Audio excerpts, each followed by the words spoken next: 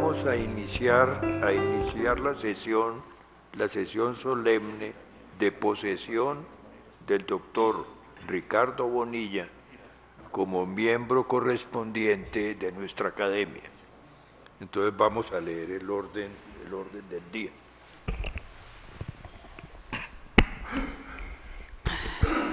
Buenas noches, bienvenidos. El orden del día de la sesión solemne y pública de posesión del doctor Ricardo Bonilla como miembro correspondiente de la Academia Colombiana de Ciencias Económicas es el siguiente. Primero, himno nacional. Segundo, lectura de mensajes y excusas. Tercero, palabras de presentación del nuevo académico por el secretario general, doctor Edgar Reveis Roldán. Cuarto, lectura del doctor Ricardo Bonilla del trabajo Equidad, Progresividad y Redistribución Tributaria. Quinto, lectura de los comentarios de rigor a cargo del académico de número doctor Diego Otero. Sexto, toma de juramento, entrega del diploma y de la medalla del al doctor Ricardo Bonilla por el señor secretario general de la Academia doctor Edgar Reveis. Séptimo, vino de honor ofrecido por el nuevo recipiendario. Primero, himno nacional.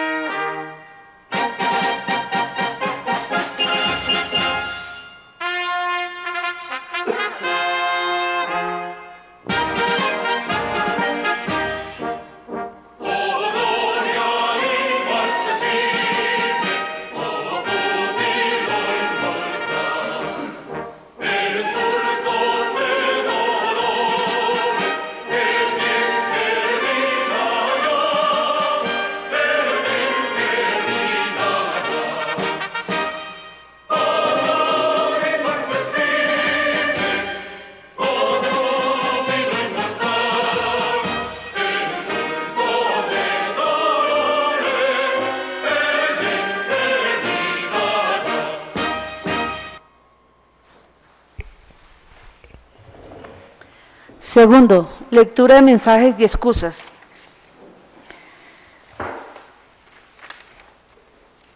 Se excusaron de asistir esta noche las siguientes personas. Académicos de número, Julio Silva Colmenares, presidente, Mariano Arango, Fabio Giraldo, Alcides Gómez, Samuel Jaramillo, Absalón Machado, Edgar Moncayo, Gabriel Poveda, Diego Roldán, Julián Sabogal, Eduardo Sarmiento Palacio, Francisco Tumi, Rubén Darío Utria, Beethoven Herrera. Académicos correspondientes, Albert Berry, Harold Vanguero, Carlos Ortiz. Por el Colegio Máximo de las Academias de Colombia y de la Academia Colombiana de Ciencias Exactas, Físicas y Naturales, Enrique Forero, presidente. Por la Academia Colombiana de Jurisprudencia, Fernando Sarmiento, primer vicepresidente, José Antonio Molina.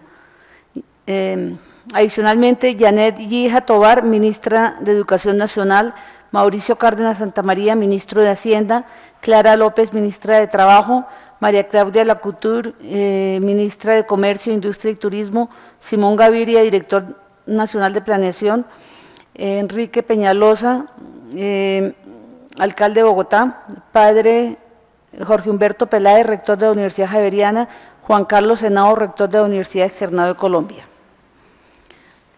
Y hay dos comunicaciones que voy a leer brevemente. Señores, Academia Colombiana de Ciencias Económicas, 24 de abril del 2017. Respetados señores, con gran complacencia recibido su amable invitación a la ceremonia de posesión como miembro de tan prestigiosa organización al honorable doctor Ricardo Bonilla. Lamentablemente no podré asistir a tan importante acto para la Academia, ya que me encontraré en un debate de control político en el Congreso de la República. Por favor, reciban mis más sinceras excusas y hacerlas extensivas al doctor Bonilla, no sin antes enviarle un especial saludo, deseándole los más altos éxitos en su vida profesional. Cordialmente, Aurelio Iragorri Valencia, Ministro de Agricultura y Desarrollo Rural. Y la segunda, distinguidos miembros de esa querida Academia, reciban mis sinceros parabienes por el ingreso del doctor Ricardo Bonilla, a quien le extiendo mi sincero saludo y felicitación. Cordialmente, Fernando Sarmiento Cifuentes, primer vicepresidente, Academia Colombiana de Jurisprudencia. Punto número 3. Palabras de presentación del nuevo académico por parte del secretario general, doctor Edgar Reveis Roldán.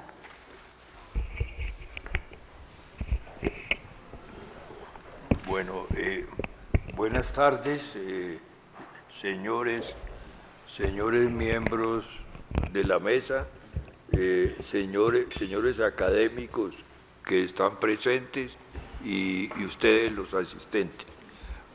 Para mí es un gran honor como secretario presidir la sesión de posesión de Ricardo, porque nosotros, todos los que estamos aquí, conocemos sus realizaciones y trayectoria. Voy simplemente a mencionar algunas de las realizaciones. Ricardo es economista, especialista de empresas multinacionales andinas y diplomado en estudios en economía industrial y cambio mundial de la Universidad de Rennes, Francia, de Rennes 1, Francia. Ha sido profesor de la Universidad Nacional del Externado de Colombia y de la Universidad Pedagógica de Tunja. Fue también secretario de Hacienda de Bogotá, en donde realizó una gran labor, justamente la parte fiscal, en el manejo de los asuntos financieros de la ciudad. Dirigió el CID, el Centro de Investigaciones, tiene una gran trayectoria investigativa, y además fue director del Departamento Económico de Fedemetal. También fue miembro de la comisión fiscal que fue creada por el presidente Santos, y ahí tuvo una actuación muy destacada. Y ha sido autor de más de 60 publicaciones relacionadas con temas como el régimen pensional, política de empleo, en el CID, el TLC, temas industriales, macroeconómicos, deuda pública y tributación. Entonces, por eso, nuestro consejo, nuestra mesa y la asamblea tomaron la decisión de que hiciera parte de nuestra academia. Entonces, pues para mí es un honor y también un placer de presidir presidir esta sesión que vamos a continuar. Bien. Gracias, doctor Reis. A continuación viene la lectura del doctor Ricardo Bonilla de su trabajo titulado Equidad, Progresividad y Redistribución Tributaria. Buenas noches. Para mí es de gran complacencia esta sesión, lo mismo que la presentación que ha hecho el doctor Reis y los miembros de la academia. Es un gran honor formar parte de esta academia. Como bien lo dijo el doctor Reis, en la Comisión Tributaria se trabajaron muchas cosas y este documento no se hizo en el seno de la comisión, pero sí se hizo con posterioridad para revisar qué se había logrado. Uno de los objetivos de la Comisión Tributaria era construir un sistema tributario con equidad en Colombia. El interrogante posterior, después de aprobar la reforma, es cuál era la deuda que teníamos con el país y qué se había alcanzado a hacer. Y esto es lo que se trata en este documento, que no voy a leer, voy a presentar algunas partes y vamos acompañando de algunas filminas. El diagnóstico. El diagnóstico antes de la reforma es, en Colombia, la distribución del ingreso es muy desigual y empeora cuando uno hace el contraste entre la estructura tributaria y la estructura del gasto. Y es uno de los países que tiene las peores condiciones en América Latina. ¿Qué significa esto? Que en términos de equidad,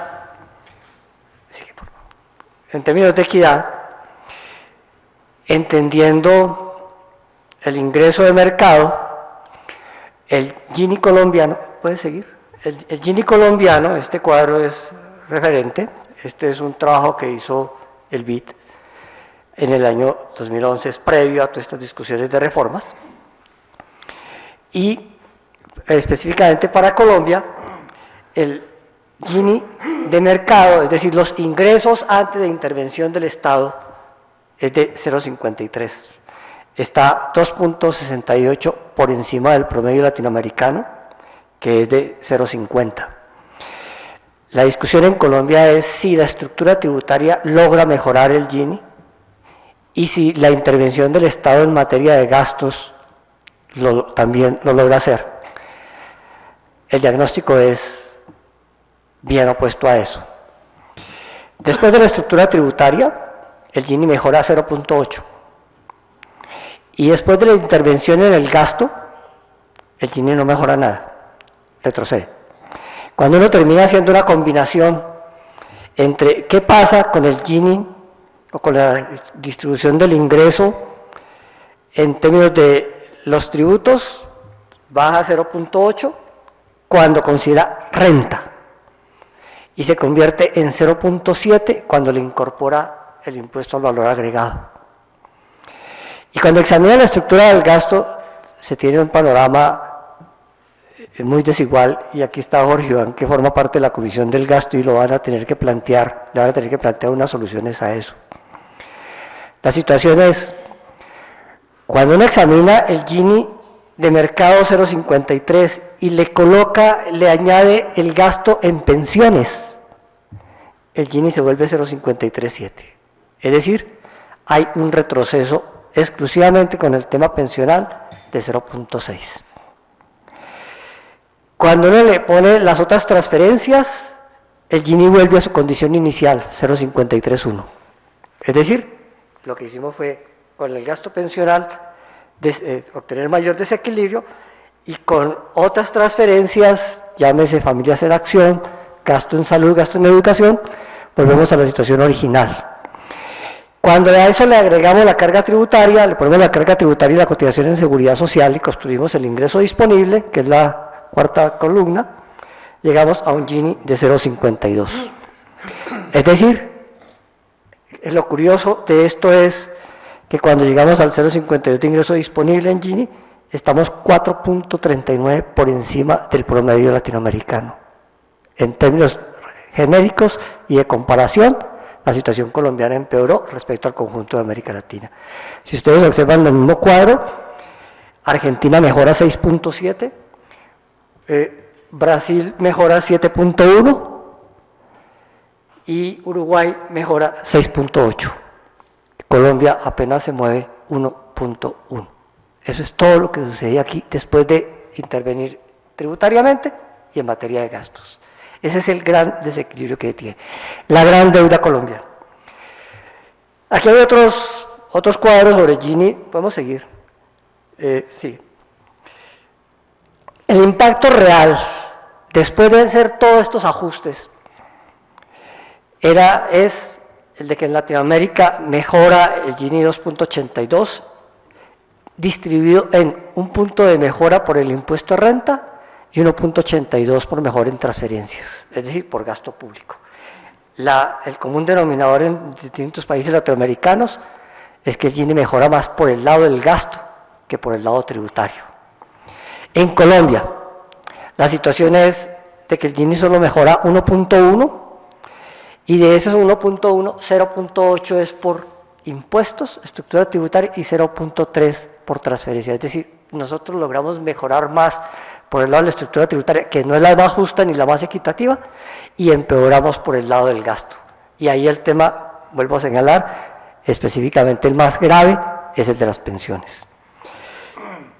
En el impacto tributario, el neto es 0.7, mejoramos 0.8 con renta y disminuimos 0.1 con IVA. El IVA, que tiene toda una discusión sobre regresividad, en Colombia no tiene tanto carácter regresivo, pero tiene otra cantidad y otra serie de problemas que queremos examinar. Sigue. Estos son los ingresos que tiene el país. Se viene discutiendo fuertemente en los últimos años alrededor de que en Colombia hay una tendencia a gravar más por impuestos indirectos que con impuestos directos. Esta es la real proporción de renta e IVA. Si quieren, si podemos mirar el año 2015, en 2015 renta más CRE es 56 billones, mientras que IVA interno y externo es 45 billones. Es decir, hay una tendencia más a tener ingresos por el lado de impuestos directos que por el lado de impuestos indirectos. Sin embargo, a pesar de que hay esa tendencia, no logramos mejorar la estructura tributaria. Y entonces lo que queremos señalar es qué problemas hay ahí. Puede seguir. ¿Cuáles son los problemas en renta? Al menos hay 3 problemas. Primer problema, un desequilibrio entre la renta de las personas naturales y las personas jurídicas. Un segundo problema, extremada concentración en las rentas del trabajo sobre las del capital. Y un tercer problema, hay una brecha grande entre las tasas nominal y efectiva. La tasa nominal muy alta, pero la efectiva muy baja. Aquí siempre se ha discutido que las empresas y las personas tienen unas tasas muy altas. Sí, pueden ser cierto que la tengan tasas muy altas, pero eso no es lo que están pagando. Eso no es lo que estamos pagando. Incluso los que estamos en esta mesa y los que están al frente. Pagamos unas tasas por debajo de las nominales. El desequilibrio de renta en términos de el desequilibrio de personas naturales y personas jurídicas se refleja claramente en este cuadro. Este cuadro también es una comparación de muchos países. Pero en el caso colombiano, en proporción al Producto Interno Bruto, las personas naturales pagamos 0.2%. En proporción al mismo Producto Interno Bruto, las personas jurídicas pagan 4.6% para un total del 4.8% del PIB. Eso significa una distribución en la cual las personas naturales tenemos el 4.2% y las personas jurídicas el 95.8%. Si ustedes observan el mismo cuadro, somos de los países en los cuales las personas jurídicas pagan más que las personas naturales y proporcionalmente mucho más. Sin extenderme en la comparación del cuadro, iría a la penúltima fila o a las penúltimas filas, el promedio de la OCDE. El promedio de los países de la OCDE nos muestra que las personas naturales pagan 8.4% del PIB, las personas jurídicas el 2.9% y la proporcionalidad es 74% personas naturales, 25% personas jurídicas. Y el promedio de la Unión Europea, los 15 países de la Unión Europea muestran una proporción todavía más extrema. Las personas naturales pagan 78.7%, las personas jurídicas 21.3%. Es decir, la conclusión es, en Europa y en los países de la OCDE, la estructura tributaria del impuesto de renta está dirigida a las personas naturales, que son las dueñas de la riqueza, que son las dueñas de los activos, que son las que tienen los ingresos.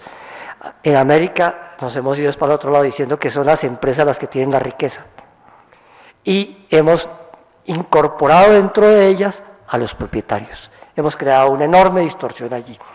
Desafortunadamente la reforma aprobada en el 2016 no resolvió esto. Sigue. Primer problema es. Segundo problema, ¿qué pasa con las rentas de capital? Tenemos una extremada fijación en las rentas del trabajo. Las rentas del trabajo no se pueden escapar de la estructura tributaria ni del seguimiento tributario. Pero en las rentas de capital, mire lo que hay. Primero, los propietarios de rentas de capital trasladan sus activos y sus costos a nombre de una persona jurídica. Y cuando lo trasladan a nombre de una persona jurídica, reduce la base gravable de esa misma persona jurídica. Por lo tanto, va a crear una brecha entre las tasas nominal y efectiva. Pero lo más grave de eso es que traslada una serie de activos improductivos para el objeto de la empresa y subvaluados o subvalorados. Casi que el activo más subvalorado es la tierra, pero no hablemos de otras subvaloraciones en otros activos. Segundo problema que hay allí, las personas naturales que tienen rentas de capital reciben ingresos que no tienen registros, ni registro contable, ni factura. Razón por la cual la Comisión Tributaria le pidió al gobierno que incorporara e hiciera efectiva la factura electrónica. Eso alcanzó a quedar en la reforma. Y es un avance con el fin de poder saber qué son los reales ingresos que tienen las personas. Otro problema, las personas naturales tienen beneficios tributarios deducibles, rentas exentas y otras que quien más puede asumir o usarlas para poder reducir ingresos y pagar menos impuestos son las personas que tienen mayores ingresos. Eso no lo puede hacer ni una persona de un salario mínimo ni una persona de 4 salarios mínimos, no tiene ningún sentido. Toda persona que pase de 6, 7 salarios mínimos ya empieza a hacer uso de esto. Es decir, quienes lo logran hacer son los que tienen ingresos más altos. Como consecuencia, esto que termina aquí diciéndose es una conclusión de Alvaredo y Juliano Londoño: el 1% más rico del país tiene el 20% de la riqueza y solo tributa a una tasa del 8%. Se supone que debería estar tributando a una tasa del 33%. Ahí está una enorme brecha. Por favor. La siguiente. Hay una brecha entre las tasas nominales y efectivas. Este es el mundo productivo, en este cuadro. La brecha entre las tasas nominales y efectivas está expresada. Este es un cuadro preparado para la Comisión Tributaria, para todas las discusiones que tuvieron en la Comisión Tributaria con el fin de examinar qué es lo que estaba pasando allí. Y uno encuentra aquí distintas brechas. Aquí tenemos 2 columnas, una de declarantes y otra del universo de empresas de cada sector de actividad. Los declarantes tienen, en el caso del sector agropecuario, una tasa efectiva del 104%. El universo, a duras penas, tiene una tasa del 5,5%. Es decir, aquí hay una enorme dispersión entre los que más tienen brecha. Pero ustedes podrán observar en cada uno de los sectores de actividad las distintas brechas. Para tomar otro de referencia, el sector de alojamiento y restaurantes, los declarantes pagan el 68%, el universo solo paga el 8,8%. Hay unas enormes brechas en esto. Cuando hay un reclamo generalizado de que las tarifas son muy altas, ese reclamo generalizado de donde vienen las tarifas muy altas lo puede decir el que declara. Y el que no utiliza mecanismos de evasión, de elusión o hace subvaloración o subdeclaración. Esa es la brecha que hay y eso es lo que teníamos en el tema de renta. Consecuencia de todo esto, tenemos en el mercado colombiano una competencia totalmente desigual, generada por aspectos como los acuerdos de estabilidad jurídica, la localización en zona franca, las exenciones por varios años, caso hotelero que llega hasta 20 y 30 años, el tratamiento como entidad sin ánimo de lucro, totalmente desarticulado y totalmente convertido en un tratamiento especial sin que realmente cumpla con el requisito de ser sin ánimo de lucro o se pueda separar qué es lo que hay allí. Beneficios especiales, sectoriales o de fomento, para llegar a esto a agregarle unas prácticas cotidianas de evasión, elusión y subdeclaración. Esos son los problemas que tenemos en renta. ¿Cómo construir equidad? Que es el gran interrogante. Varios de estos temas se le dijeron al gobierno por parte de la Comisión Tributaria y se esperaba que hubieran sido incorporados en la reforma. Primer elemento, es necesario en este país separar las empresas de sus propietarios. Las empresas tienen una función productiva, pero sus propietarios son sus propietarios y deben tener sus ingresos perfectamente separados. Segundo, los costos que se incorporen en las transacciones de las empresas deben ser aquellos que correspondan específicamente a la función de la empresa.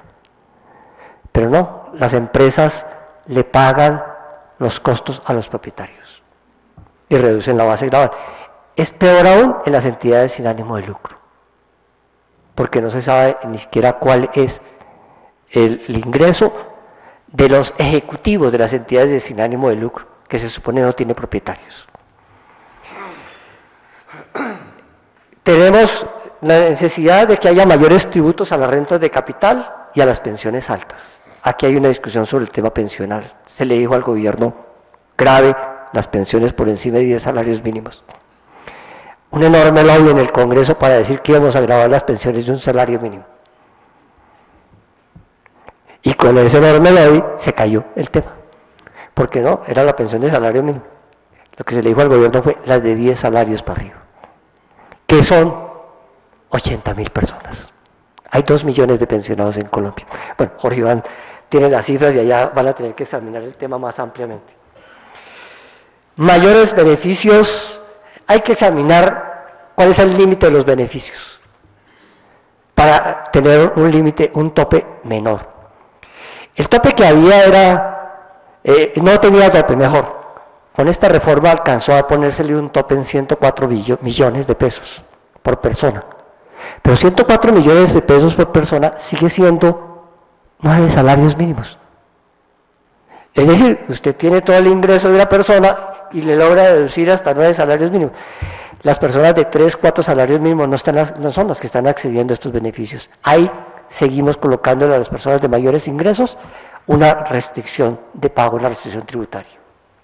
Pero pueden seguir diciendo que la tasa es alta, que la tasa nominal es alta. Una adecuada valoración de activos.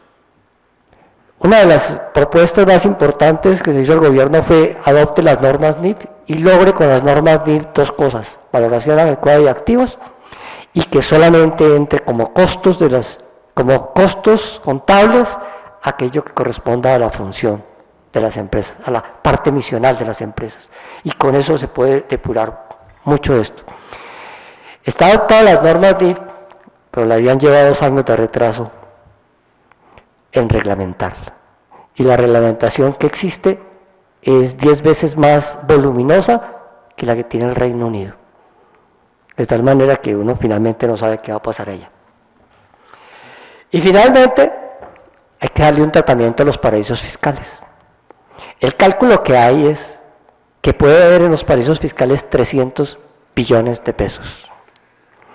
300 billones de pesos no es una cifra nada despreciable frente a los que pagaron impuesto a la riqueza. Los que pagaron impuesto a la riqueza los pagaron sobre 1.000 billones de pesos. Y con eso se generaron 5 billones de recaudo. Pero hay estos probables 300 billones de pesos por fuera. Eso, sin embargo, no es lo más representativo de los activos colombianos. Lo más representativo de los activos colombianos los vamos a encontrar en otro lado. Y aquí no vamos a hablar de todos los activos, solamente vamos a hablar de la tierra. ¿Qué pasa en el predial? ¿Qué pasa en la tierra? Tenemos, en primer lugar, este este pésimo resultado de distribución en la tierra. Un Gini de 0,85 cuando uno habla de predios. Nada más. Ese Gini mejora relativamente cuando uno habla de avalúos. Se vuelve 0,81. Y la razón por la cual mejora un poco cuando uno habla de avalúos es porque los predios de mayor extensión están subvaluados y los predios de minifundio están con avalúos más altos, entonces se acercan. Eso mejora la distribución. No es un logro de la política, es un problema de desactualización de avalúos. Hay una desactualización de avalúos que se refleja en esto. El país está evaluado en el año 2016 en 1.150 billones de pesos en tierras, de los cuales 150 es el avalúo rural. El avalúo rural es el avalúo de 113 millones de hectáreas, localizadas en área rural dispersa. Y solo Bogotá tiene 447 billones de avalúos. Bogotá es el 45% o el 43% del avalúo del país. Hay ciudades donde se ha hecho la tarea y el resto del país está por hacer. El grado de desactualización, si uno solo toma lo que dice el COMPES, que es simplemente aceptar que hace 5 años no se actualizan avalúos, es 20% urbano y 58% rural. Pero es solamente aceptar que hace rato no se actualiza, pero nadie dijo cómo se actualizó, ni a qué nivel se actualizó. Y esa es la desproporción que existe. Con ese avalúo se recaudan 6 billones de impuesto predial. Con un pequeño ajuste el avalúo podría llegar a 8 billones. El tema no es volver a evaluar en Bogotá, Cali o Medellín, el tema es qué hacemos con el resto del país. Y este cuadro nos refleja la desproporción que hay en el país. Aquí están los municipios de categoría especial en la primera fila, categoría 1 en la segunda, y baja a la categoría 6 la última, y la fila última es el total. Esto era para el año 15. En el año 15 la avalúo era 1.054 billones de pesos. Y con 1.054 billones de pesos, los municipios de categoría especial, que son las 6 principales ciudades del país, tenían el 63% del avalúo. Y con ese avalúo se recaudaron 6 billones de pesos. Los municipios de categoría especial recaudaron 3.9, el 65%. La mayor parte de los municipios están en la categoría 6, el mayor volumen de municipios. Cerca de casi 1.000 municipios, 980 municipios están en categoría 6. Tienen el 10% del avalúo y recaudan el 7.7% del impuesto. Pero miren la última columna, ¿cuál es la tarifa efectiva? La tarifa efectiva, curiosamente, de los municipios de categoría especial es 0.6, el 6 por 1.000. En los municipios de categoría 1, que son las segundas ciudades, 6.4. Y en los de abajo, si ustedes ven, se va reduciendo la tarifa efectiva. Y todo está relacionado con que, además de que está subvaluado, tienen tarifas muy bajas. Entonces, esta es la gran desproporción que existe. Y aquí es donde está el reto mayor que tiene el país de cómo mejorar temas de distribución y cómo generar recursos para lo que se viene en los próximos años en términos de los acuerdos firmados por la paz. ¿Qué pasa en IVA? IVA siempre ha tenido el IRRI de que es un impuesto regresivo, siempre ha sido considerado como tal. En Colombia no es tan regresivo, pero hay que mirar qué pasa con él, porque podría ser mucho mejor. Esta reforma, bueno, después regreso a esta reforma, ¿qué hay allí? El IVA colombiano grava menos de la mitad de los productos, solo está gravando el 45% de los productos que se transan en el país. Es decir, que tenemos una serie de productos exentos y excluidos sin que les demos un tratamiento específico a esos productos. En Colombia no hay tarifa única, incluso en la última reforma tampoco se llegó. Hay un universo de responsables bajo, en realidad solo son responsables aquellas empresas que están en el régimen común. solamente declaran IVA 360.000 contribuyentes en Colombia, de más de 1 millón de unidades productivas que se supone, dice la Cámara de Comercio, existen. Consecuencia, por todas estas razones, se calcula la evasión del IVA en aproximadamente el 40%. ¿Qué tiene de regresivo el IVA? Esta gráfica es lo que tiene de regresivo, que el decil 1 de ingreso paga proporcionalmente más que el decil 6, que el decil 10. El del decil 1 paga 4.4%, esa es su tasa efectiva. El decil 10 paga el 2.8%. Esa es la discusión que existe sobre regresividad. El interrogante es, ¿y podemos hacer que los deciles 9 y 10 paguen más? Si hay una discusión sobre esto, ¿por qué podrían pagar más? Esta es la distribución del recaudo del IVA. Proporcionalmente o en términos de distribución, el decil 1 solo aporta el 2.3% del IVA que se recauda en el país. El decil 10 aporta el 33.8%. Pero podría aportar más si realmente resolviéramos los temas de los excluidos y de los exentos. Porque a nombre de que estamos castigando a los del decil 1 y a los del decil 2, los del decil 10 no pagan IVA por una serie de productos que ellos son los que más consumen. Entonces es un poco esta la discusión que hay allí. ¿Qué alternativas tenemos con IVA? Primera alternativa, ampliar la base gravable. Se puede llevar hasta el 70%, pero eso es reducir el universo de productos excluidos y de productos exentos y dejar solamente, como se tiene en muchos países, exento de IVA o por fuera del IVA, los productos básicos de salud, educación, agua potable, saneamiento básico y transporte. Transporte público, por supuesto, no transporte privado, transporte público. Esos son los únicos que deberían quedar sin IVA.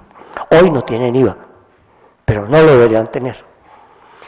Hacer que los grupos de mayores ingresos tributen más, pero eso es discutir qué pasa con esos productos excluidos y exentos, de los cuales los grupos de mayores ingresos consumen más, y además no es cierto un prurito de que los grupos, de que esos productos excluidos sean homogéneos y que consume el mismo producto la persona del más bajo ingreso y la persona del más alto ingreso. Nada más cojan un ejemplo con el arroz. El arroz se supone que es el producto más homogéneo que hay en el país, pero el arroz que consume el decil 1 es uno y el arroz que consume el decil 9 y 10 es otro. Y lo compran a un precio 2 veces más alto que el que lo compra el decil 1. Entonces, un poco la discusión es qué hay por allá. Queremos resolver problemas, si aumentamos la base gravable podemos bajar la tarifa. Está demostrado que aumentando la base gravable y bajando la tarifa tenemos el mismo recaudo. Y podemos reducir el umbral de responsables. Esta reforma alcanzó a reducir el umbral de responsables, pero la redujo de 4.000 unidades de valor tributario a 3.500. Podía haberla bajado más. Es decir, en eso el gobierno fue muy conservador y parco, en términos de que ha podido bajarla al menos a 3.000 unidades de valor tributario, quedó en 3.500. Sin embargo, ¿qué vamos a tener ahí? Cerca de 40.000 nuevos contribuyentes, nada más. Se pretende resolver con el monotributo. El monotributo no es IVA, el monotributo es renta. Y el gobierno lo explicó mal. Si usted está por debajo, está en el régimen, en el régimen común no, sino en el régimen simplificado, usted ya no paga, usted no es declarante de IVA. Entonces, si entra al monotributo, solamente va a declarar renta dentro de ese umbral de ingreso. Es una mala explicación. Pero esas son las alternativas que tendríamos allí con IVA. Conclusiones. Podemos pensar en 4 grandes conclusiones sobre esto.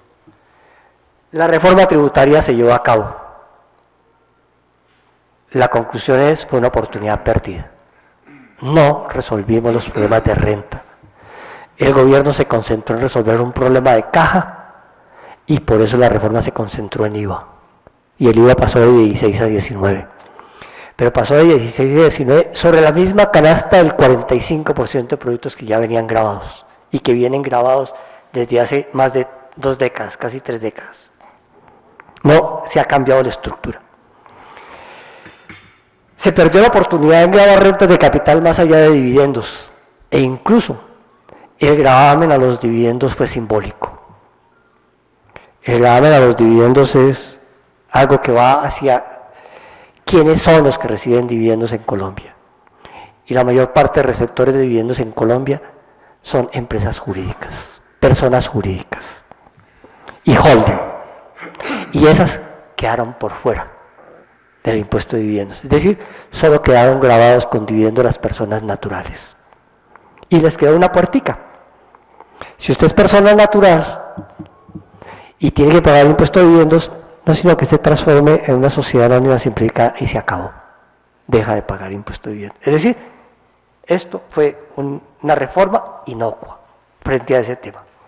Y por lo tanto seguimos teniendo todavía un desequilibrio muy grande entre el impuesto de renta a las personas naturales y el impuesto de renta a las personas jurídicas. Pero peor aún, un desequilibrio muy grande entre el impuesto de renta a personas naturales, rentas de trabajo, y el impuesto de renta a personas naturales, rentas de capital.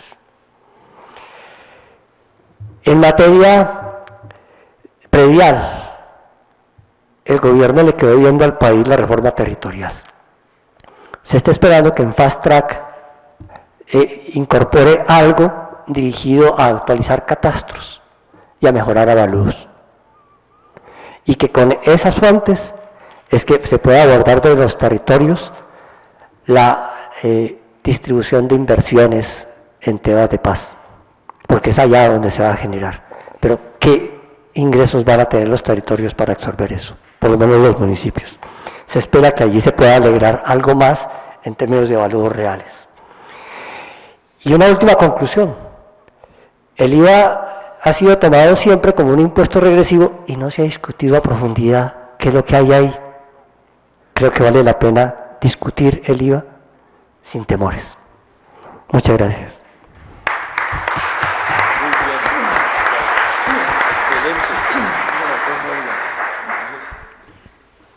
Bueno, muchas gracias, doctor Bonilla.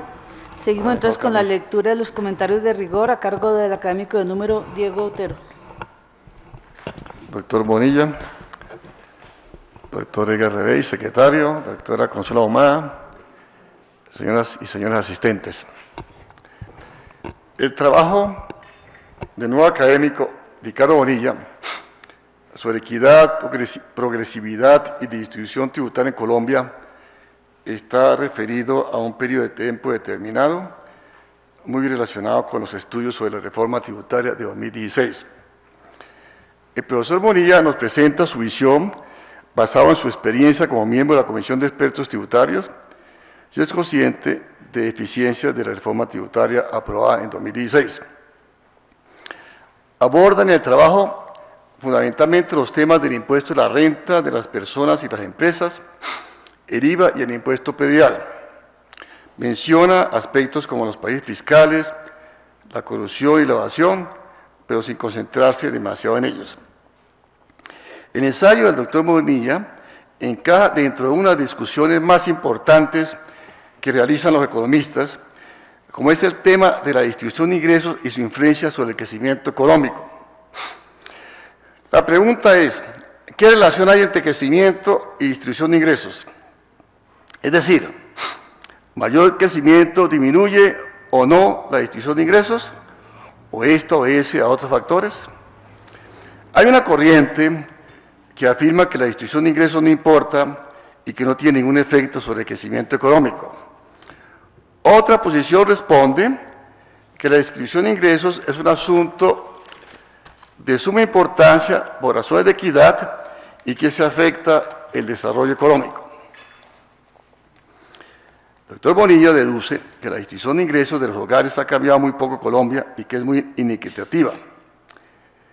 En el trabajo que he realizado y que está por publicarse, muestro que de 1934 a 2015, la distribución de ingresos no se ha modificado en Colombia.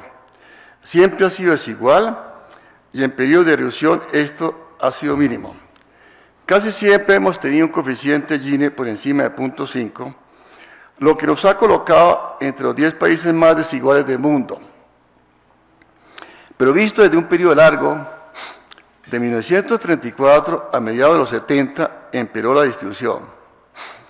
Mejoró posteriormente hasta 1991 y empeoró de ahí en adelante, coincidiendo con el periodo de iniciación de la apertura y la colonización en Colombia. Igualmente, y si uno mira, por decirles, el 10%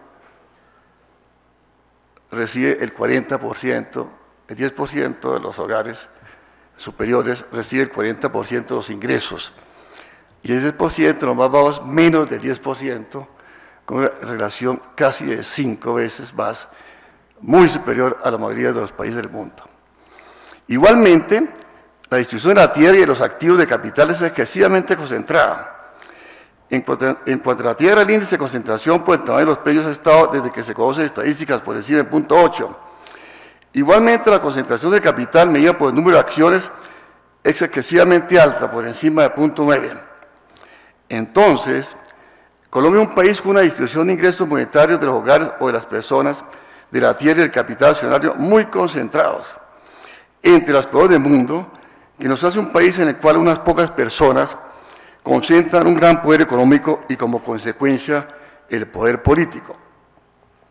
En la terminología del sociólogo francés Pierre Bourdieu, el capital cultural, el capital simbólico y el capital social son concentrados en una pequeña élite.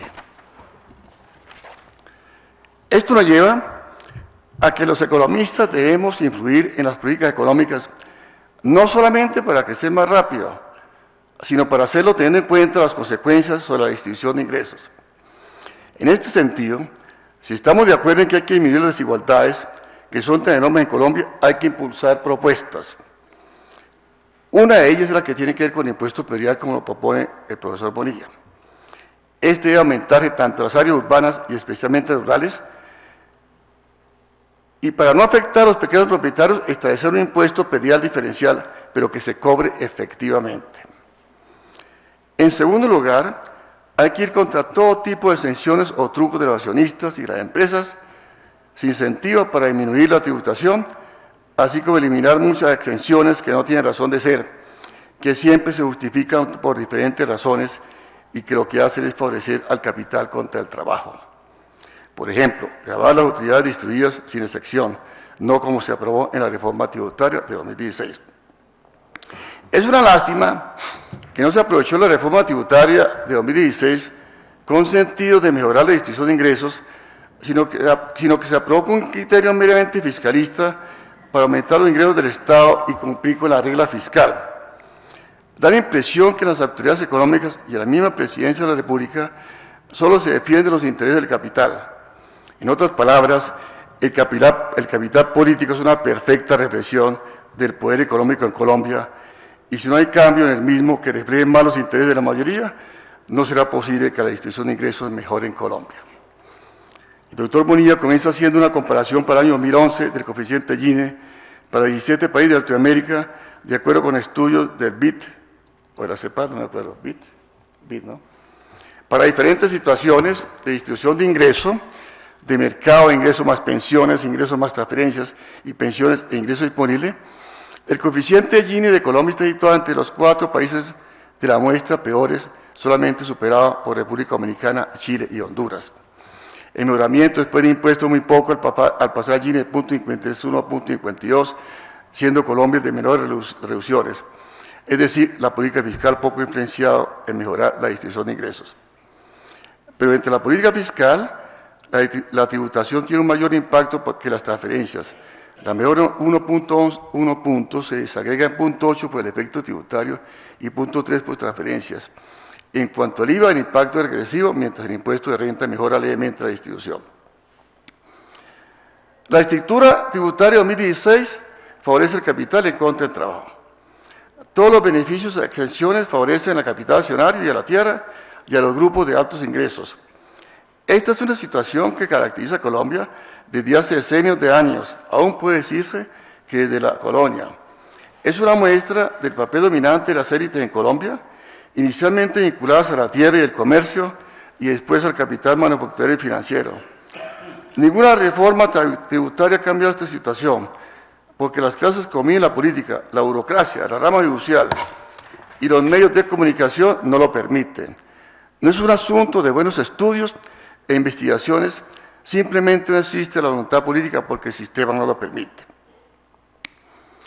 La Comisión de Expertos Tributarios de la cual formaba parte de la Academia de Bonilla tenía algunas propuestas adecuadas, pero no fueron tenidas en cuenta. Por ejemplo, la doble tributación, la eliminación de exenciones y beneficios, los paraísos fiscales, el reajuste del impuesto predial, el impuesto a las bebidas azucaradas, pero no pasaron como era de esperarse. El trabajo de Bonilla hace un registro importante de la situación tributaria en Colombia y la distribución de ingresos y muestra que esta no ha mejorado con las reformas tributarias. Desafortunadamente se requiere una nueva reforma tributaria para resolver la aún injusta tributación. Por ejemplo, volver a poner el impuesto a la riqueza, el impuesto a las remesas de utilidades, impuestos de renta progresiva de las empresas, castigos a la evasión, impuestos a los dividendos distribuidos de las empresas sin excepciones, controlar las bases efectivas de tributación de las empresas y de las personas de altos ingresos. El problema ya no es de los economistas, es un asunto que solamente se puede resolver políticamente, con el objetivo de romper la corrupción, los privilegios, crecer con equidad y mejorar las condiciones de los colombianos. Yo, francamente, soy pesimista de las condiciones políticas actuales para cambiar la situación económica y social en el corto plazo. No veo ni los partidos ni los líderes fuertes para construir un nuevo país. Esto no quiere decir que como economistas perdamos la esperanza y nos encerremos en torres de marfil produciendo muy buenos documentos para revistas indexadas extranjeras. Hoy nadie cree en utopías, en mundos mejores. El neoliberalismo ha creado pesimismo porque esto es lo que más conviene a las clases dominantes para perpetuarse en el poder. Hay que enfrentarnos a este panorama sin futuro. Otro mundo es posible, pero para que sea realidad, es responsabilidad de todos nosotros luchar por él. Finalmente, felicito al profesor Bonilla por este honor que le concede la Academia y que lo tiene bien merecido. Muchas gracias.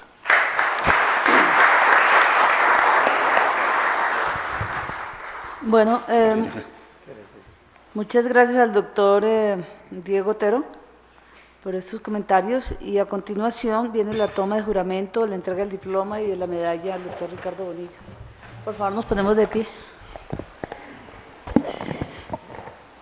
Bueno,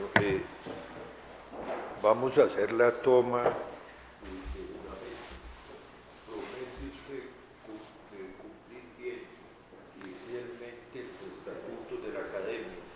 Especialmente lo relacionado con la defensa y desarrollo de la economía nacional y del pensamiento económico colombiano.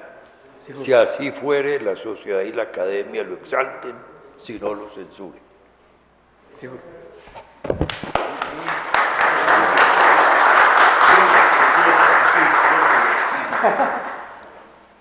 Bien, voy a hacer la entrega del diploma que voy a leer. La Academia Colombiana de Ciencias Económicas, en atención a los méritos científicos, docentes e investigativos que concurren en Ricardo Bonilla y a su contribución al pensamiento económico colombiano, ha tenido a bien nombrarlo su individuo correspondiente. Y para que conste se expide el diploma, firmado Julio Silva Colmenares y el secretario general Edgar Reveis.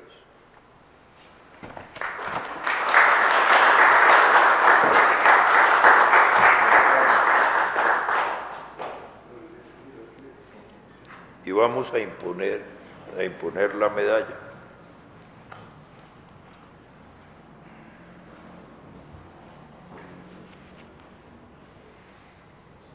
Bien, Ricardo.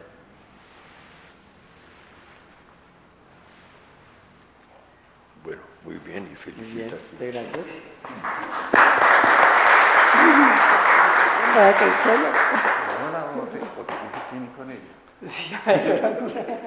Bueno, muchas felicitaciones al doctor Bonilla y a continuación pues invitamos a un vino de honor ofrecido por él.